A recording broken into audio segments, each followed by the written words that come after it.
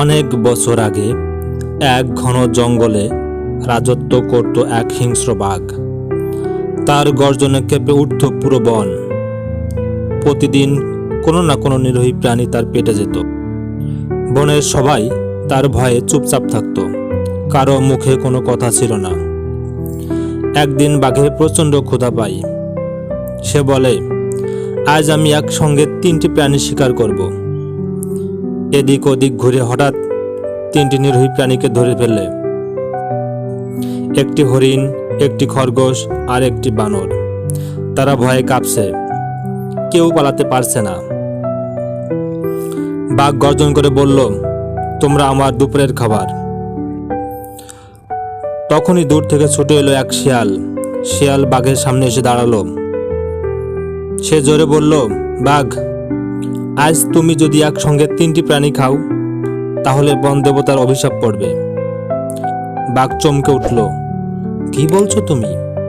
শিয়াল বলল, আজ বন দেবতা ঘোষণা করেছে যে একদিনে যে 3টি প্রাণী খাবে তার গায়ে আগুন লেগে যাবে, সে চিরকাল জ্বলবে।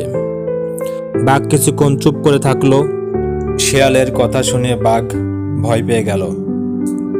সে ভাবছে, যদি সত্যি হয়, আমি তো রাজা, আমার গায়ে আগুন লাগলে সবাই হাসবে।